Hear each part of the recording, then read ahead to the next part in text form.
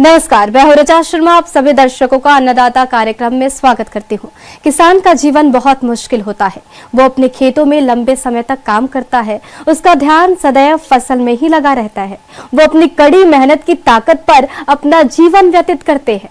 ऐसे ही किसानों की प्रगति के लिए हम खेती बाड़ी से जुड़ी कुछ महत्वपूर्ण जानकारियां आप तक लाते हैं। हर रोज सुबह आपके सामने हाजिर होते हैं। तो चलिए कार्यक्रम शुरू करते हैं और सबसे पहले देखते हैं क्या है आज के अन्नदाता में।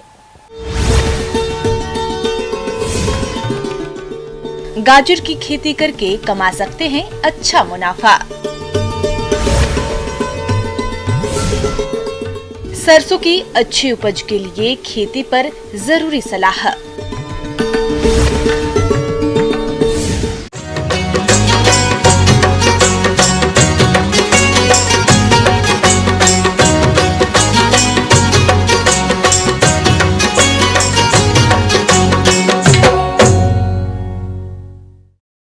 गाजर एक बहुउपयोगी फसल है। किसान इसकी खेती करके अच्छा मुनाफा कमा सकते हैं। फिलहाल इसकी बुआई का सही समय है। अगर आप भी गाजर की खेती करना चाहते हैं तो आप इसकी कौन कौन सी किस्मों की बोनी करें और खेती करते समय किन किन बातों का खास ध्यान रखें, इसके लिए देखिए ये खास रिपोर्ट।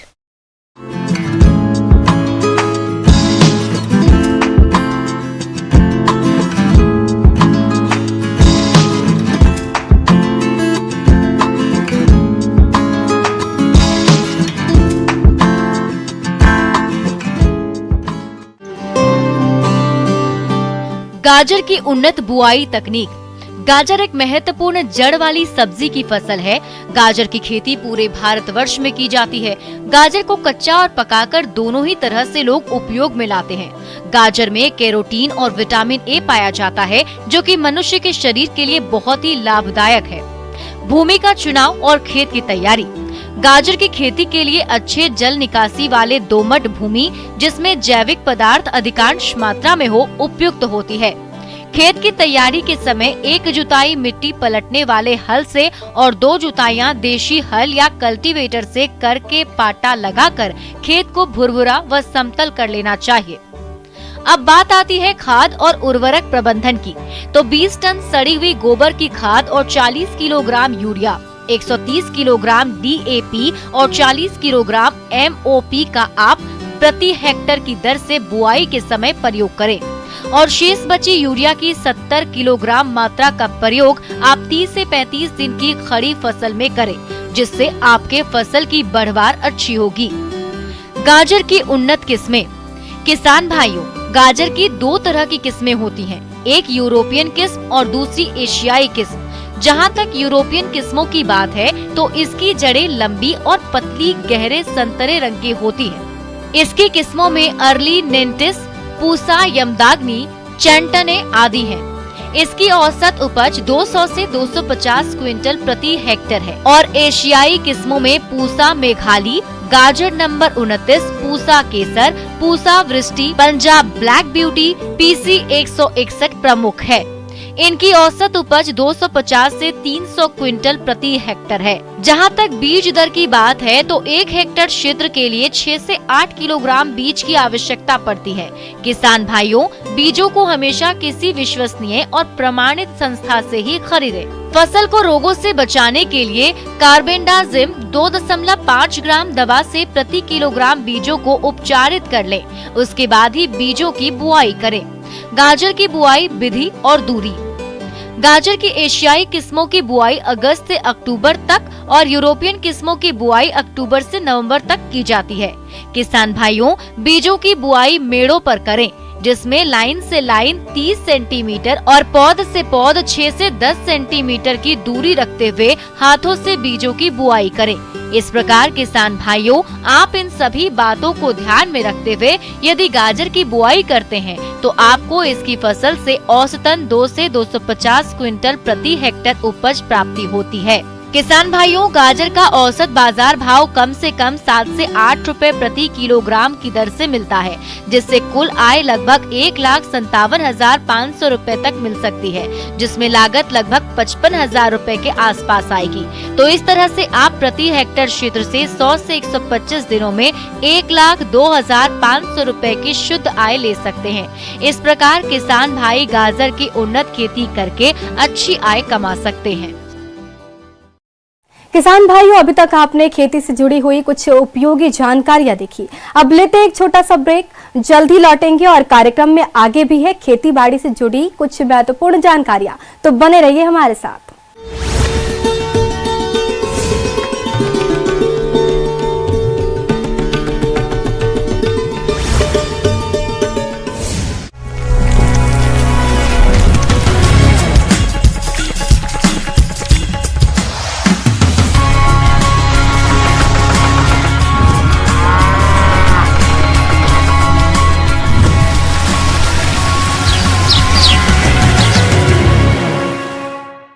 ब्रेक के बाद आप सभी दर्शकों का अन्नदाता में स्वागत है। चलिए अब रुक करते हैं अगली कड़ी की ओर।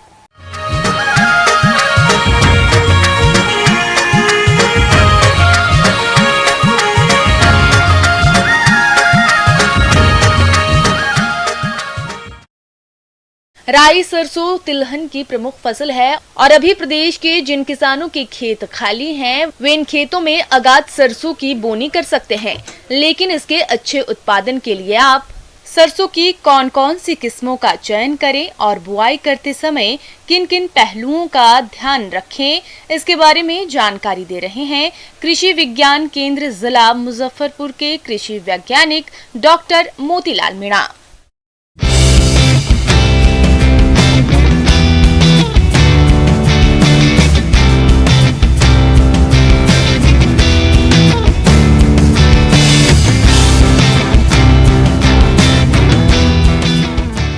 यही है 15 सितंबर से 15 अक्टूबर के बीच में सरसों लगाने का उचित समय है।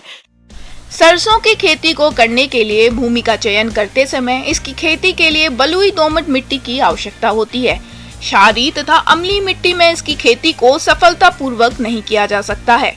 सबसे पहले हम ध्यान रखेंगे, खेत में गहरी जुताई कर देते हैं डिस्क हैरो चला के। उसके बाद खरपतवार जो भी हैं वो मिक्स हो जाएंगे, उसमें हैरो द्वारा खरपतवारों को मिक्स कर देंगे, भूमि में मिला देंगे।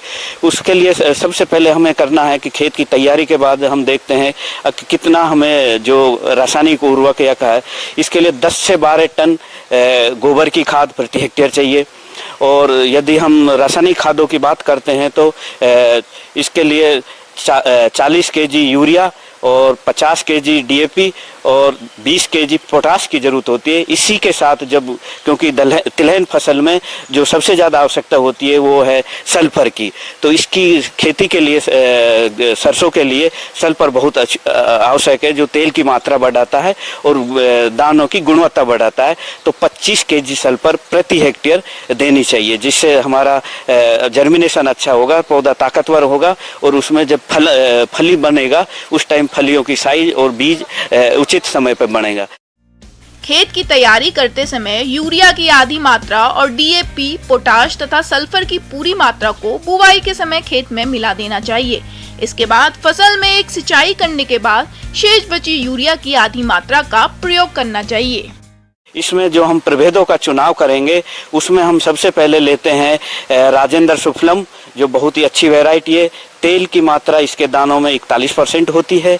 इसका उत्पादन 18 से 20 क्विंटल प्रति हेक्टेयर उत्पादन होता है और ये इसकी जो पकाव अवधि है वो 125 से 130 दिन होता है। इसके अलावा है जो नई किस्म है DRMR 150-35, ये सरसों अनुसंधान निदेशालय भरतपुर से निकला हुआ है, जो बिहार राज्य, उत्तर प्रदेश राज्य और झारखंड के कुछ प्रखंडों में इसका अच्छा उत्पादन है। जहाँ पर सिंचाई की व्यवस्था है उन एरिया के लिए ये उपयुक्त है।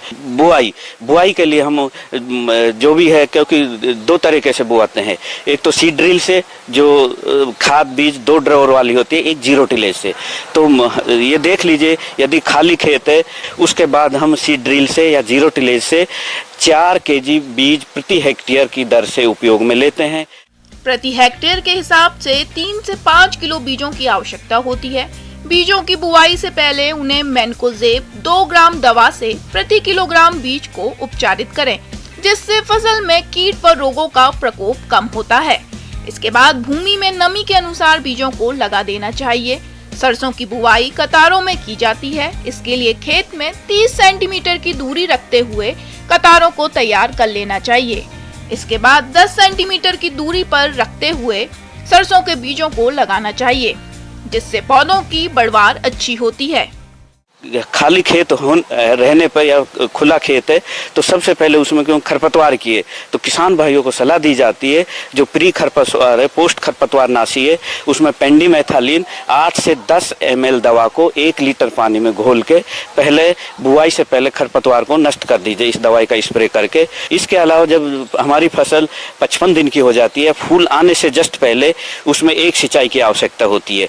एक सिंचाई, हल्की सिंचाई दें, क्योंकि पानी भरा नहीं रहना चाहिए, जिससे ज़्यादा पानी ठहर गया जड़ों पे तो जड़ गलन की समस्या आ जाएगी। उससे बचाव के लिए जल निकास की व्यवस्था।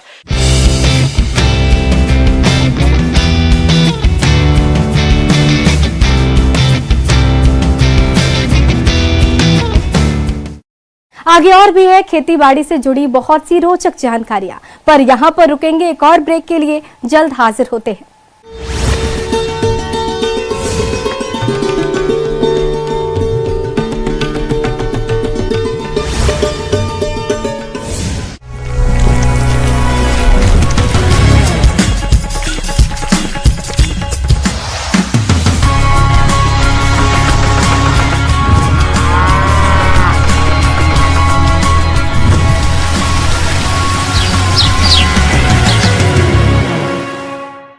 ब्रेक के बाद एक बार फिर से आप सभी दर्शकों का अन्नदाता कार्यक्रम में स्वागत है। बढ़ते हैं अगली प्रस्तुति की ओर।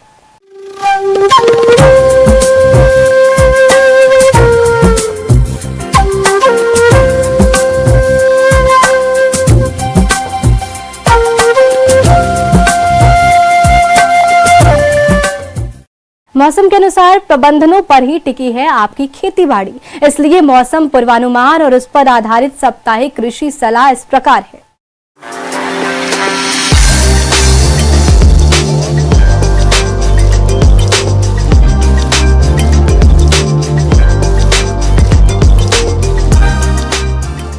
ग्रामीण कृषि मौसम सेवा, भारत मौसम विज्ञान विभाग और बिरसा कृषि विश्वविद्यालय कांके रांची के द्वारा जारी मौसम पूर्वानुमान के आधार पर किसानों को सलाह दी जाती है कि अगले कुछ दिनों तक आकाश में बादल रहेंगे और कहीं कहीं छिटपुट तो कहीं कहीं हल्की वर्षा की भी संभावना है। मौसम के मिजाज को देखते हुए किसान भाइयों को सलाह दी जाती है कि जून माह में बोई गई मूंग की फसल तैयार होने वाली है, इसलिए किसान भाई इसके लिए सजग रहें, अन्यथा इसके दाने झड़कर खेत में ही गिरने लगेंगे और उपज में कमी आ जाएगी। फसल में कम से कम 2 बार फूल निकलता है। पहले निकले फूल से फली जब सुनहरे पीले रंग की हो जाए तो फली को तोड़ लें और हरी फली को तैयार होने के लिए छोड़ दें। तोड़े हुए फली को सुरक्षित जगह पर रखें और धूप में अच्छी तरह सुखाकर तैयारी करें। समय से बोई गई कम अवधि की फसल पुष्पन अवस्था में है या पुष्प अवस्था में आने को है। इस अवस्था में गंधी बग कीट के आक्रमण की संभावना रहती है, जो फूलों के रस को चूस लेता है, जिससे दाने नहीं बन पाते हैं। अतः किसान भाई निरंतर अपनी फसल की देखभाल करें तथा इन कीटों का आक्रमण होने पर कीटनाशी दवा मिथाइल पैराथाइन धूल का भुरकाव 10 किलोग्राम प्रति एकड़ की दर से साफ मौसम देखते हुए करें। कीटनाशी दवा के अभाव में राख में मिट्टी का तेल यानी केरोसिन तेल मिलाकर खड़ी फसल में भुरकाव करें। जो किसान कुल्थी की खेती करना चाहते हैं वो इसकी उन्नत किस्म भी LG19, इंदिरा कुल्थी 1 या बिरसा कुल्थी 1 में से किसी एक किस्म की बुआई करें। जो किसान सरगुजा की खेती करना चाहते हैं वे इसकी उन्नत किस्म Birsa niger 1, Birsa niger 2, Birsa niger 3 या पूजा में से किसी एक किस्म की बुआई करें। मक्के की फसल में धनबाल निकलने के 10 दिनों तक खेत में प्रवेश नहीं करें। इससे निषेचन क्रिया प्रभावित होती है। फसल में अगर फल छेदक कीड़ों का आक्रमण हो रहा हो तो इसे नियंत्रण करने के लिए नीम से बना कीटनाशी दवा का छिड़काव 2 से 3 मिलीलीटर प्रति लीटर पानी की दर से पौधे के ऊपरी भाग में साफ मौसम देखते हुए करें। छेदक कीट से बचाव के लिए बुआई के 15 दिनों बाद दानेदार कीटनाशी कार्बोफ्यूरान दवा 8 से 10 दाना प्रति गाभा डालें। इस समय मूंगफली के फसल में टिक्का रोग के आक्रमण की प्रबल संभावना है। इससे बचाव के लिए फफूंदी नाशी दवा टॉप्सिन एम या रोको का छिड़काव 1 ग्राम प्रति लीटर पानी की दर से साफ मौसम देखते हुए करें। मवेशियों के हरा चारा के लिए इस समय किसान भाई मकई की अफ्रीकन टाल, लीबिया की यूपीसी 5286, यूपीसी 622, यूपीसी 625 इत्यादि में से किसी एक की बुआई करें। जिस किसान के पास सिंचाई की समुचित सुविधा हो तथा आलू की खेती करना चाहते हैं, वे जल्द से जल्द खेत की तैयारी कर इसकी अनुशंसित किस्म कुफरी अशोका, कुफरी पुखराज, कुफरी चंद्रमुखी में से किसी एक किस्म को ही लगाएं। जो किसान इस समय हरा मटर की खेती करना चाहते हैं वो इसकी अनुशंसित किस्म आर्केल की बुआई करें। जिन किसान भाइयों के पास विभिन्न सब्जियों जैसे टमाटर, फूल गोभी, बंद गोभी आदि का बिचड़ा तैयार हो वे इसकी रुपाई का कार्य आरंभ करें तथा ये ध्यान रखें कि पौधे के जड़ के आसपास पानी जमा नहीं हो। साथ ही साथ पहले से रोपे गए सब्जियों में निकाई गुड़ाई कर आवश्यकता अनुसार यूरिया का भुरकाव करें।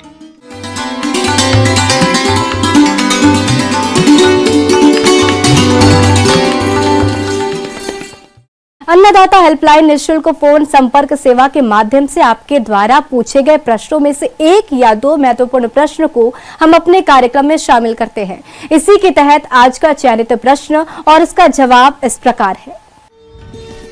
अन्नदाता निःशुल्क फोन संपर्क सेवा के माध्यम से पूछे गए प्रश्नों में से आज हमने जिस प्रश्न को कार्यक्रम में शामिल किया है उसे पूछा है ग्राम लोदिया खुर्द, जिला बांका के कृषक सतीश महतो ने। ये सजावटी पौधे तैयार करने के बारे में जानकारी चाहते हैं। तो सतीश महतो जी, आपकी जानकारी के लिए प्रस्तुत है कार्यक्रम का ये अंश।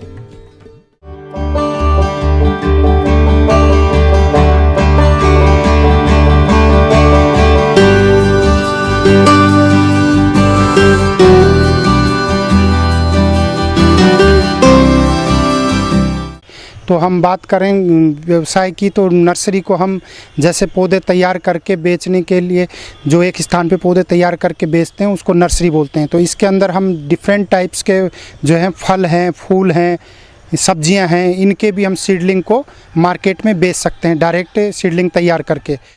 इसके लिए हमको पता करना होगा पहले, जैसे कोई भी युवा अगर व्यवसाय करना चाहता है, नर्सरी का व्यवसाय करना चाहता है, तो उसके लिए उसको एक थोड़ी सी जगह की आवश्यकता होती है जहाँ पे प्लांट्स का कलेक्शन कर सके और नर्सरी से पौधे तैयार करके मार्केट में बेच सके।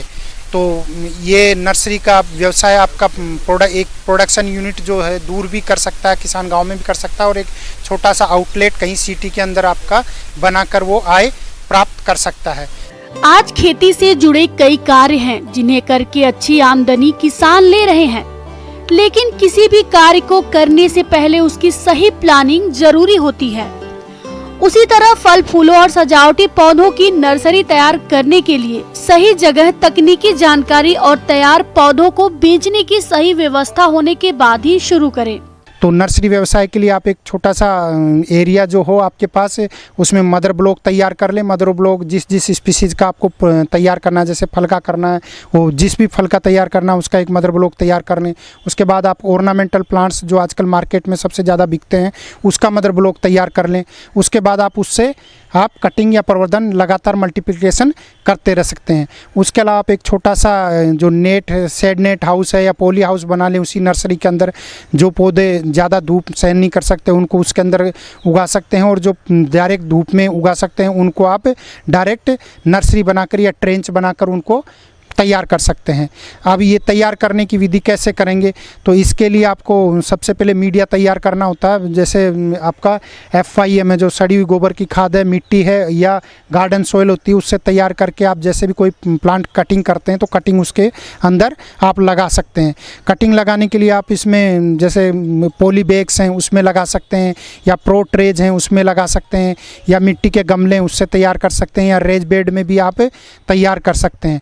इसके बाद बाद उसका जब इस जैसे कटिंग का स्प्राउटिंग हो जाए या बीज का है जर्मिनेशन हो जाए, उसके बाद आप उसको पॉलीथीन, छोटी छोटी पॉलीथीन में पैक करके मार्केट में बेच सकते हैं।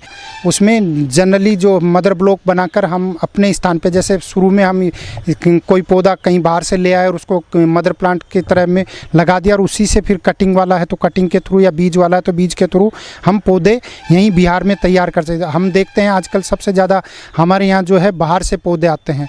जो छोटे पौधे हैं वो ज़्यादातर आपके बंगाल से आते हैं और बड़े जो पौधे लाने होते हैं, जैसे हमको 7-8 फीट के पौधे लाने होते हैं, तो ये हैदराबाद वगैरह उधर से हमारे यहाँ पे बेंगलोर की तरफ से हम लाते हैं।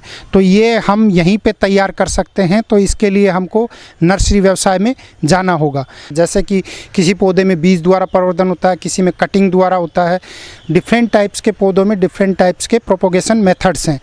तो सबसे पहले हम बात करते हैं, कुछ प्लांट्स ऐसे होते हैं जिनकी डिमांड मार्केट में ज़्यादा होती है, जैसे कि आपका गुलाब, क्राइसेंथेमम, हिबिस्कस, आपका जैस्मीन, ऐसे प्लांट्स हैं जिनकी ज़्यादातर मार्केट में डिमांड रहती है। फाइकस है और उसके बाद बोगनविलिया है, कोलियस है, कैलेडियम है। ऐसे ऑर्नामेंटल मनी प्लांट्स हैं जिनकी मार्केट में डिमांड ज़्यादा होती है और कंटिन्यूस आपका आजकल जो कोरोना काल में हम देख रहे हैं कि पौधों का डिमांड ज़्यादा बढ़ा है। ऑर्नामेंटल जो आपका एयर प्यूरीफायर, जो ऑक्सीजन जनरेटर प्लांट्स हैं, उनकी डिमांड दिन प्रतिदिन बढ़ती जा रही है और ख़ासकर कोरोना के बाद ज़्यादा बढ़ने लगी है। तो इसके लिए हम कुछ प्लांट्स हैं जिनको एयर प्यूरीफायर के रूप में हम काम में लेते हैं, जैसे कि आपका एरेका पाम है, आपका उसके बाद में सेंसवेरिया है और पीस लिली है, लैंगोस्टोमिया है। ऐसे प्लांट्स जो हैं, बहुत सारे प्लांट्स को हम डिमांड प्रतिदिन बड़ी, रेपिस पाम है, तो इनकी हम नर्सरी करके मार्केट में बेचकर अच्छा मुनाफा और आय प्राप्त कर सकते हैं। तो मोस्टली जो ऑर्नामेंटल प्लांट्स हैं, सीजनल्स को छोड़ के ज़्यादातर प्लांट्स हैं जो हम कटिंग द्वारा तैयार कर सकते हैं। उसमें डिफरेंट टाइप्स की कटिंग्स होती है, जो कुछ होती है जो स्टेम कटिंग से होता है, कुछ है जो आपका लीफ कटिंग से होता है, कुछ रूट कटिंग से होता है। तो इसके लिए आपको थोड़ा सा कहीं जो इंस्टीट्यूट हैं उसमें ट्रेनिंग लेने के बाद आप आसानी से उसको कर सकते हैं और वो आप अपना व्यवसाय जैसे जैसे फिर खुद करेंगे तो आप उसमें निरंतर नया नया कुछ सीखते रहेंगे और उसमें इम्प्रूवमेंट करते रहेंगे। इस कार्य में तकनीकी जानकारी बहुत जरूरी होती है, इसलिए इसे सफल बनाने के लिए पहले से स्थापित किसी नर्सरी से या सरकारी संस्थाओं से ट्रेनिंग जरूर ले लें। इसे शुरू करने के बाद शुरुआत में कुछ समस्या आ सकती है, बाद में यह आपके लिए काफी आसान हो जाएगा। तो ज़्यादातर जैसे हम कुछ बात करते हैं आपके कुछ फसल्स की जो ऑर्नामेंटल है उसको कैसे तैयार करते हैं, तो मोस्टली जो सबसे ज़्यादा डिमांड में रहता है आपका अभी जो आने वाला सीजन है उसमें क्राइसेंथेमम का, गुलदाउदी जिसको बोलते हैं, वो आप ज़्यादा से ज़्यादा ग्रो करके उसको मार्केट में बेच सकते हैं। तो जैसे ही गुलदाउदी का सीज़न होता है, ख़त्म होने होता है, उस टाइम हम उसको प्लांट्स को मदर ब्लॉक में शिफ्ट कर देते हैं। मदर ब्लॉक मीन्स पुराने जो पौधे हैं उसको शिफ्ट कर देते हैं। उसको हम 3-4 महीने जो गर्मी का समय उसमें बचा के रखते हैं। जैसा कि आप देख रहे हैं यहाँ पे ये मदर ब्लॉक है हमारा, इसमें हमने पौधे तैयार कर दिए हैं। ये पौधे से अब क्या करना है, जैसे ही फर्स्ट बारिश हो जाएगी, थोड़ा टेम्परेचर डाउन हो जाएगा, उस टाइम है इसमें टर्मिनल कटिंग, जैसा कि आप ये देख रहे हैं ये कटिंग्स हैं, इसमें हम 6 से 8 सेंटीमीटर का ये टर्मिनल कटिंग को कट कर लेंगे यहाँ से। और जहाँ पे हमने रेज बेड बनाया है या प्रो ट्रे में तैयार करना है तो उसको हम इसका लीफ जो है रिमूव कर देंगे, 2-3 रिमूव नीचे से, और उसको हम उस प्लांट में लगा देंगे, जिसका कि आपका 25 से 30 दिन में आपका पौधा तैयार हो जाएगा। तो इस तरह से आप ये जो मदर ब्लॉक लगा हुआ है उसमें बहुत सारी आप कटिंग लेकर तैयार कर सकते हैं। जैसे ये कटिंग लेंगे, फिर से इसमें मदर ब्लॉक में स्प्राउटिंग हुआ, उससे फिर कटिंग लेंगे, इस तरह से आप इसमें नंबर ऑफ प्लांट्स तैयार कर सकते हैं। अगर रूटेड कटिंग बेचते हैं हम तो 3 से 4 रुपये एक प्लांट का आपको, यानी कि 1-1.5 महीने के अंदर जो तैयार करेंगे वो 3 से 4 रुपये प्रति प्लांट बिक जाएगा। अगर आप उसी को पॉलीथीन में शिफ्ट करने के बाद बेचते हैं 1 महीने बाद, तो आपका वो 20 से 25 रुपये 30 रुपये तक भी आप उससे ले सकते हैं, जो लाखों में अभी इस समय हम तैयार करके बेच सकते हैं। इसके अलावा जब बात करते हैं रोज़ की, उसके भी डिफरेंट कलर हैं, वो आप कटिंग द्वारा तैयार करके और उसको मार्केट में बेचते हैं। तो गुलाब का जो सीज़न होता है अक्टूबर के महीने में, जब हम उसकी प्रूनिंग करते हैं उस समय हम कटिंग लेते हैं, तो उसमें 15 से 20 सेंटीमीटर का जो हार्ड है उसका स्टेम है, उससे कटिंग लेंगे। कटिंग लेने के बाद हम उसको रेज बेड में लगा लेते हैं और उसको जब स्प्राउटिंग हो जाएगा उसके बाद हम उसको पॉलीथीन में शिफ्ट करके उसको भी मार्केट में बेच सकते हैं। तो इसका भी काफ़ी डिमांड रहता है और ये भी आप लाखों की संख्या में उत्पादन करके आराम से बिहार में बेच सकते हैं, जिसकी डिमांड रहती है। इस तरह से नर्सरी व्यवसाय एक आय का अच्छा स्रोत हो सकता है, जिससे बेहतर जीवन यापन एक युवा कर सकता है।